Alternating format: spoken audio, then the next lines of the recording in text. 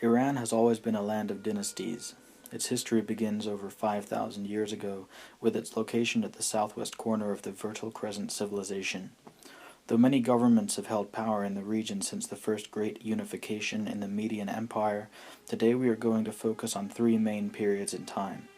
The Achaemenid era, known as the First Persian era from 550 to 330 BCE, the Caliphate era, the Islamic conquest of Persia 633 to 651 AD, and during the conflict in the Cold War era 1945 to 1990 AD.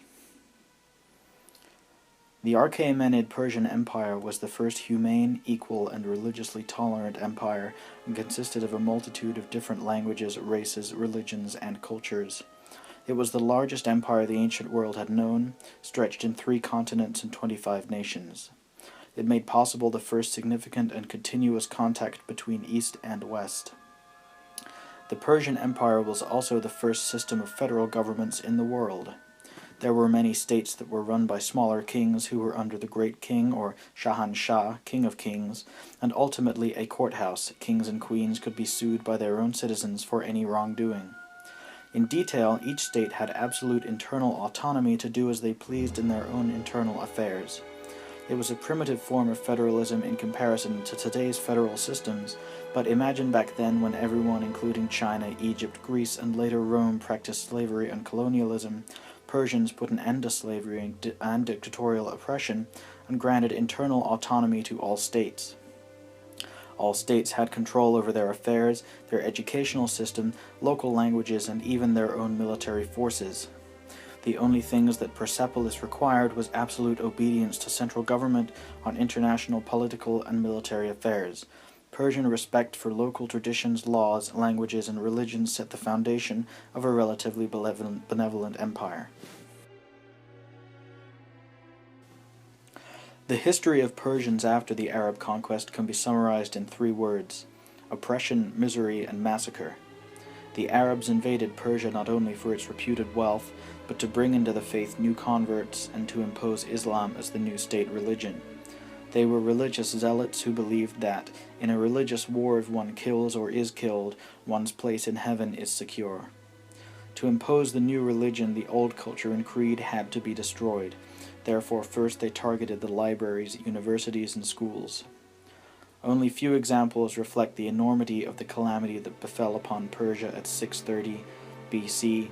To conquer Persia and force Islam, the Arab invaders resorted to many inhumane actions, including massacre, mass enslavement of men, women, and children, and imposition of heavy taxes on those who did not convert.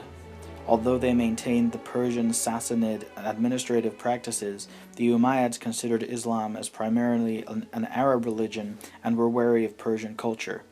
They tried to force the Arabic language upon the Persians, leading to the demise of the Middle Persian or Pahlavi alphabet in favor of the new Arabic Persian alphabet in use to this day. They also tried to eradicate the independent and unique sense of Persian identity In the late 19th and early 20th century, Great Britain began a new wave of imperialism, focusing on areas in the Middle East strategic to enhance its trade. Persia, which wasn't known as Iran until 1935, was one of the countries in which Britain gained enormous power and influence. Oil was what the British were after.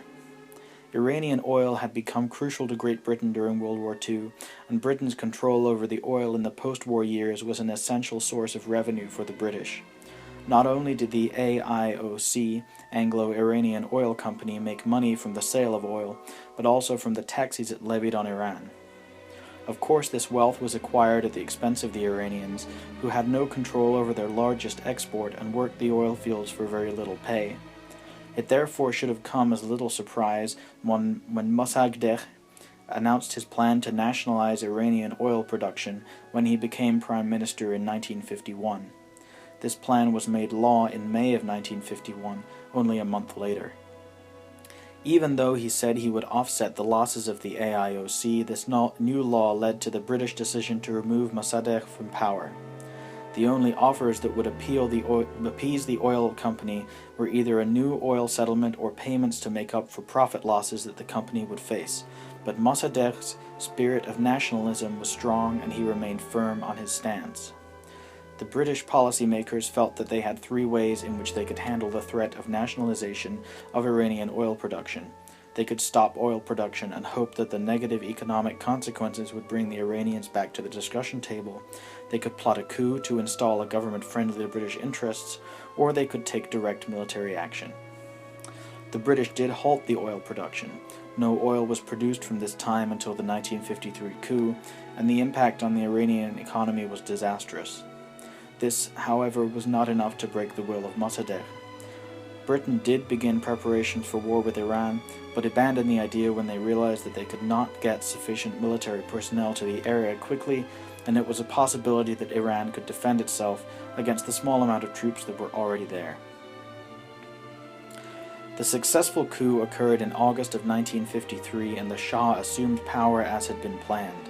The Shah's dictatorship, marked by repression and torture of the Iranians, lasted nearly 26 years.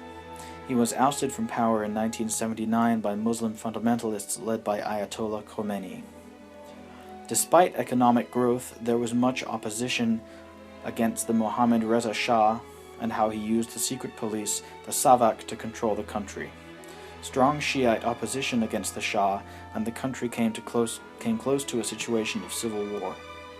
The opposition was led by Ayatollah Khomeini, who lived in exile in Iraq and later in France. His message was distributed through music cassettes, which were smuggled into Iran in small numbers and then duplicated and spread all around the country. This was the beginning of the Iranian Revolution.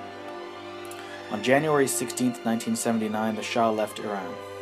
Shapor Bakhtiar, as his new prime minister with the help of Supreme Army Councils, could not control the situation in the country anymore. Ayatollah Khomeini returned to Iran on February 1st, 10 days after Bakhtiar went into hiding, eventually to find exile in Paris. Processes against the supporters of the Shah started, and hundreds were executed. On April 1st, after a landslide victory in a national referendum in which only one choice was offered, Islamic Republic, yes or no, Ayatollah Khomeini declared an Islamic Republic with a new constitution reflecting his ideals of Islamic government. Ayatollah became supreme spiritual leader, Valet of Iran. Subsequently, many demonstrations were held in protest to the new rules, like extreme regulations on women's code of dress. On November 4th, Iranian Islamic students stormed the U.S. Embassy, taking 66 people, the majority Americans, as hostages. 14 were released before the end of November. In 1981, on January 20th, the hostages in the U.S. Embassy were released after long negotiations in which the USA conceded to transfer money as well as export military equipment to Iran.